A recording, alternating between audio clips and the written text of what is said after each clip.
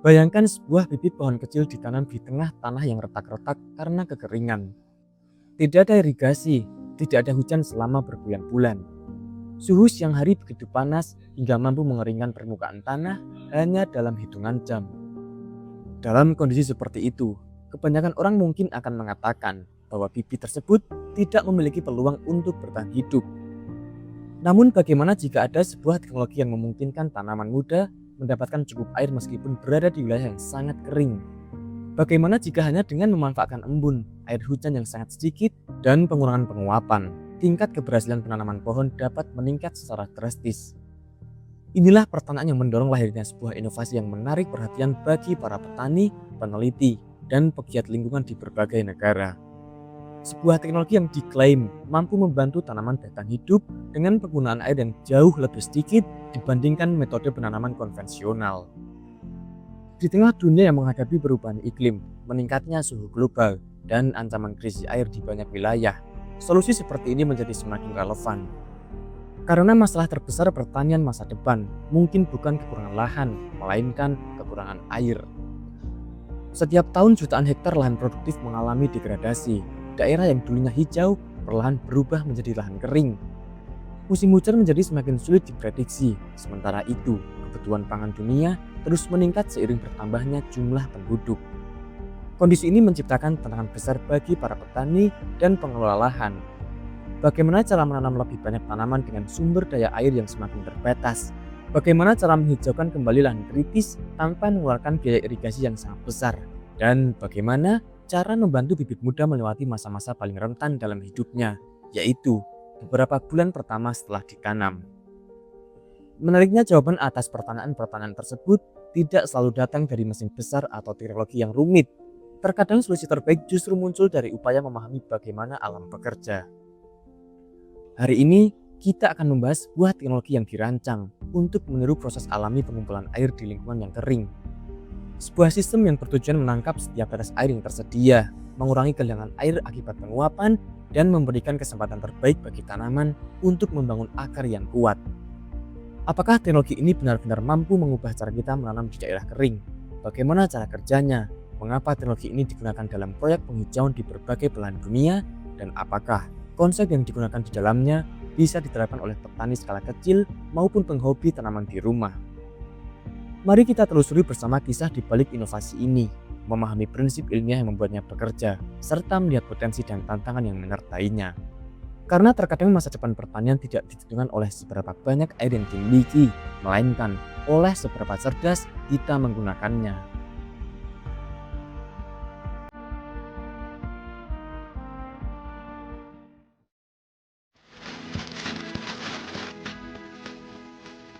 I'm Tom van Hulten. I'm working at Grow Balance Advising Company. My responsibility is to make sure that the crops are growing well and keep healthy. The main goal of this experience is to get the highest yield with the less of water.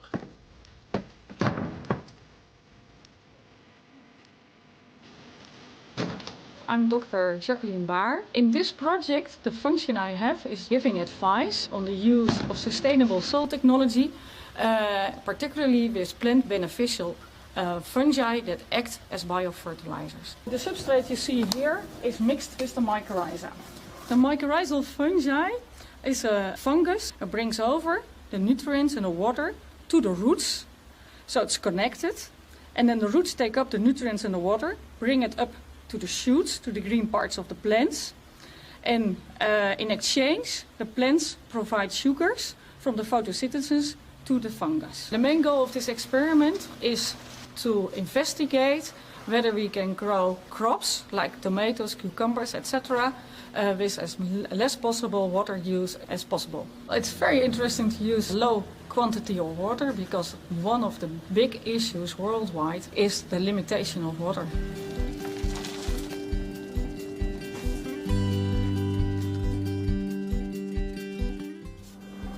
The tomato plants are grown up this size in 4 weeks. So the plants that are untreated with the mycorrhizal fungi are smaller, and they also have a different color. As you can see, they're a little bit on the darkish side, and this indicates that they have a shortness of nutrients. That's not so strange because the substrate was treated with half the amount of fertilizer, and they don't have the helpers, the mycorrhizal fungi, to provide them with the nutrients.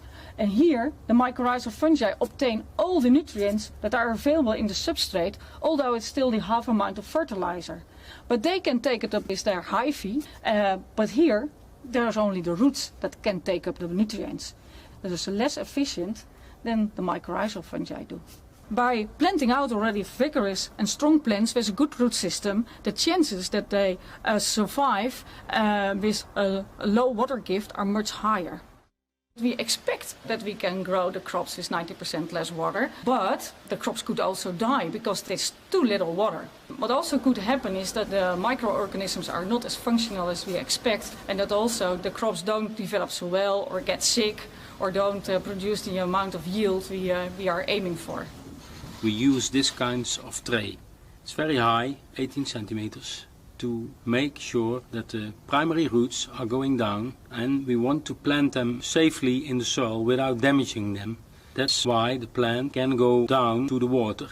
That's why we can grow the plants with less of water. It's very important that the capillary stays intact, otherwise the plant cannot take its water. The water can come up out of the ground, up with the capillary to the plant. When you dig the soil with a machine, the soil is loose and the capillary from the soil is gone.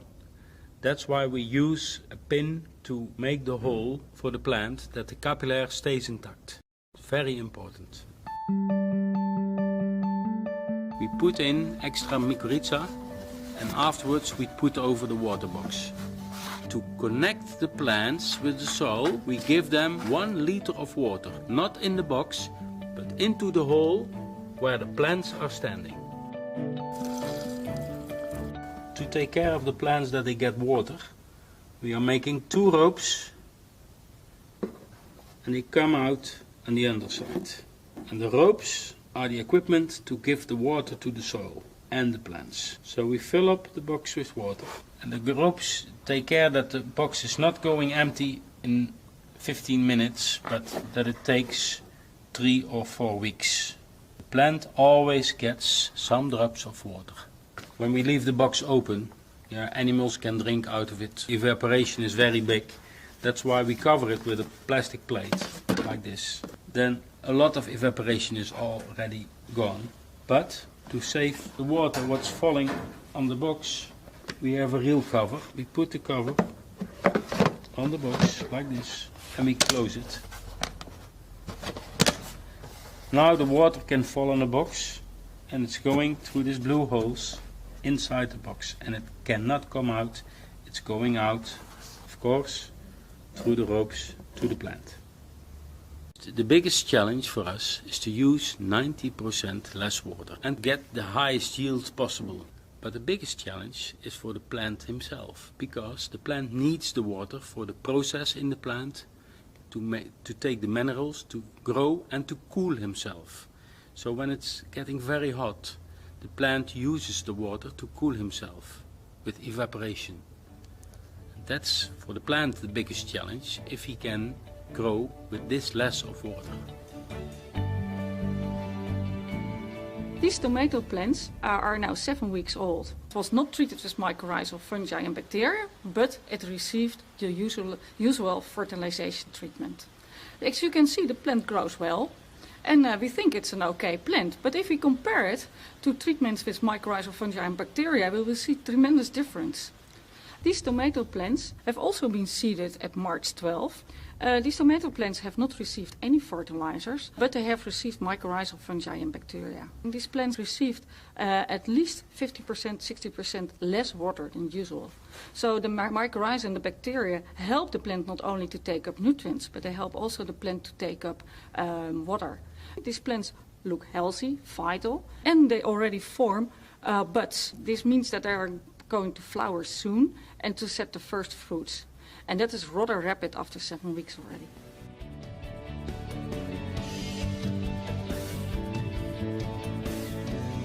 Now we are doing this big trial with the water boxes Of course, it's always very interesting to make a competition with a normal system and the water box system. That's why we planted here the plants directly into the soil and giving them water like a normal grower should do. And then we are looking what will be best. These pepper plants have been seeded a month ago. What we can see here is the non-treated mycorrhizal plants, and these plants are treated with mycorrhizal fungi. You can see there's a clear difference between the non-treated plants and the treated plants, and this difference is very pronounced. This is why we use a rhizotron. Here you can see the root development, which is really poor for the small non-mycorrhizal plant, while the plant that is treated with the mycorrhizal fungi has a very well developed mycorrhizal root system.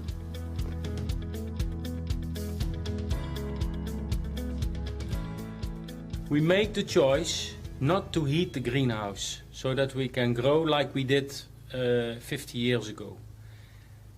That's why the plants in the morning when the sun is coming are not picking up the climate, because they are not warmed up and the temperature is going too fast, too high. That's why the plants are getting a little bit weak. The plants are going to hang. They cannot stand the evaporation of the greenhouse. That's why they are not growing so fast. When we heat the greenhouse in the morning, the plant can better take up the climate of the day. And we have no CO2, so there is nothing. No CO2, almost no water, and no heating in the morning. That's why these plants don't give the optimum production of a hydroponic system. We are only doing this on basic elements.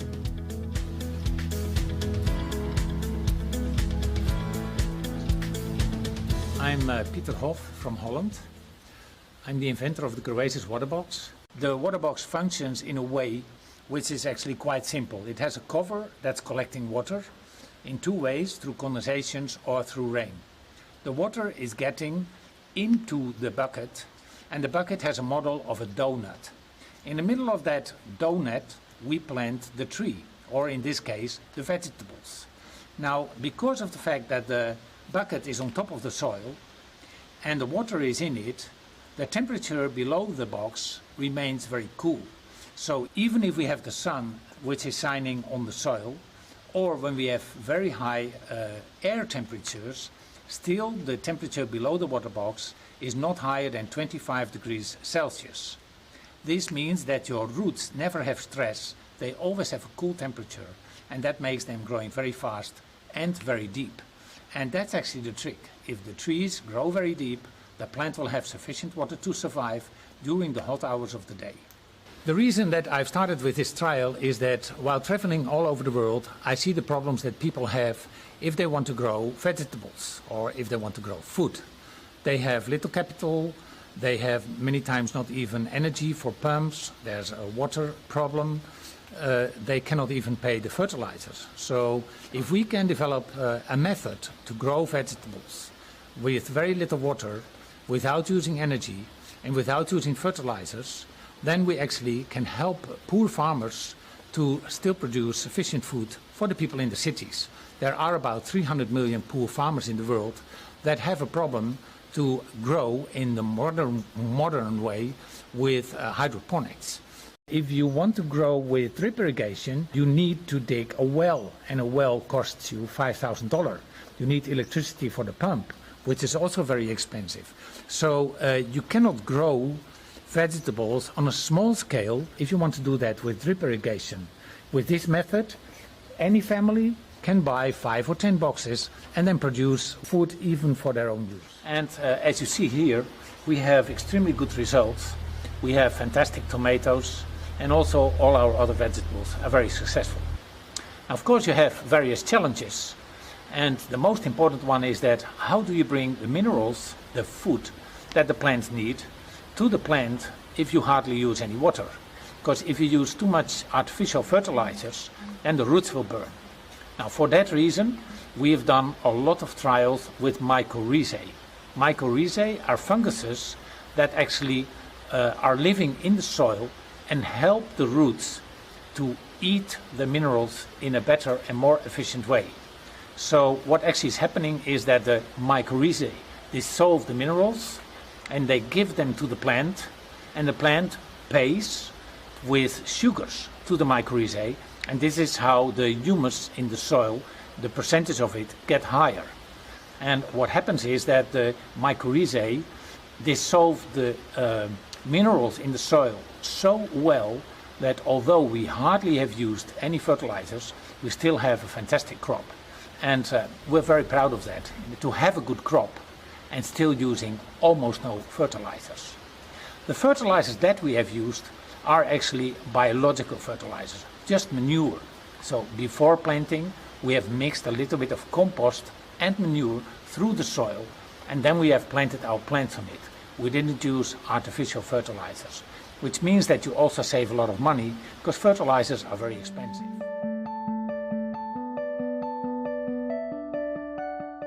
When you see these tomatoes hanging here, the first question you have is, how many kilos a square meter are you going to get of this new system? When we are counting, we count an amount of 300 tomatoes a square meter, more or less. The tomatoes' weight is more or less 35 grams. So that means that we have between 10 and 12 kilos of this cocktail tomatoes.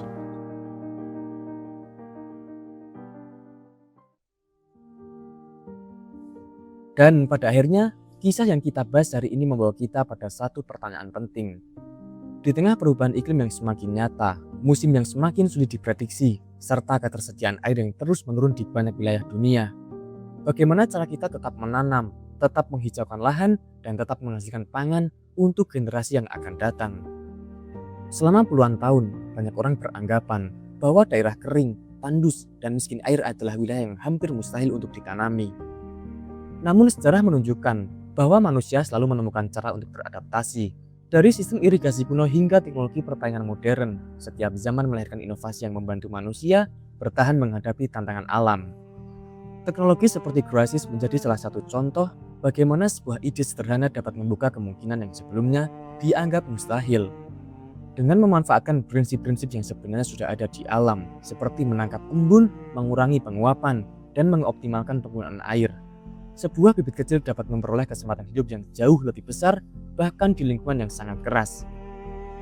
Menariknya, pelajaran terbesar dari teknologi ini bukan hanya tentang alatnya. Pelajaran terbesarnya adalah cara berpikir di baliknya. Bahwa setiap tetes air memiliki nilai, bahwa menjaga kelembapan tanah seringkali sama pentingnya dengan menambah pupuk, dan bahwa memahami cara kerja alam seringkali memberikan hasil yang lebih efektif dibandingkan sekadar melawan alam dengan lebih banyak input dan lebih banyak biaya. Bagi para petani, pekebun, penghobi tanaman, maupun siapa saja yang peduli terhadap lingkungan, mungkin pesan paling penting dari video ini adalah bahwa perubahan besar seringkali dimulai dari langkah-langkah kecil. Menambahkan bahan organik ke tanah, mengurangi penguapan, menanam pohon, menjaga tutupan lahan, mengelola air dengan lebih bijak. Hal-hal sederhana tersebut, jika dilakukan secara konsisten, dapat memberikan dampak yang luar biasa dalam jangka panjang. Karena pada akhirnya, pertanian bukan hanya tentang menanam dan memanen. Pertanian adalah tentang menjaga keseimbangan antara manusia dan alam, tentang bagaimana kita memanfaatkan sumber daya tanpa menghabiskannya, tentang bagaimana kita meninggalkan tanah yang lebih baik bagi generasi berikutnya dibandingkan ketika kita menerimanya. Mungkin tidak semua teknologi akan cocok diterapkan di setiap daerah. Mungkin tidak semua inovasi akan berhasil pada setiap jenis lahan. Namun satu hal yang pasti, masa depan akan selalu menjadi milik mereka yang mau belajar, bereksperimen, dan terus beradaptasi. Semoga video ini memberikan sudut pandang baru bahwa bahkan di tengah keterbatasan air sekalipun masih ada harapan, masih ada peluang, dan masih ada banyak solusi yang dapat kita pelajari untuk membuat pertanian menjadi lebih tangguh, lebih efisien, dan lebih berkelanjutan. Jika Anda mendapatkan manfaat dari video ini, jangan lupa untuk menekan tombol like, karena dukungan sederhana tersebut sangat membantu perkembangan channel ini. Bagikan juga video ini kepada teman, keluarga, kelompok tani, atau siapa saja yang mungkin membutuhkan informasi ini. Dan sekarang kami ingin mendengar pendapat Anda. Menurut Anda, Apakah teknologi seperti Grasys dapat menjadi salah satu solusi untuk menghadapi musim kemarau yang semakin panjang? Apakah Anda pernah mencoba metode lain untuk menghemat air dan meningkatkan keberhasilan tanam di lahan kering? Tuliskan pengalaman dan pendapat Anda di kolom komentar. Siapa tahu, pengalaman yang Anda bagikan bisa menjadi inspirasi dan membantu petani lain yang sedang menghadapi tantangan serupa. Terima kasih telah meluangkan waktu untuk menonton hingga akhir. Terima kasih telah menjadi bagian dari komunitas yang terus belajar tentang pertanian, tanah, air, dan cara-cara cerdas untuk bekerja bersama alam. Sampai jumpa di video berikutnya. Tetap semangat bertani, tetap mencintai tanah, dan mari bersama-sama menumbuhkan masa depan yang lebih hijau, lebih produktif, dan lebih berkelanjutan untuk semua.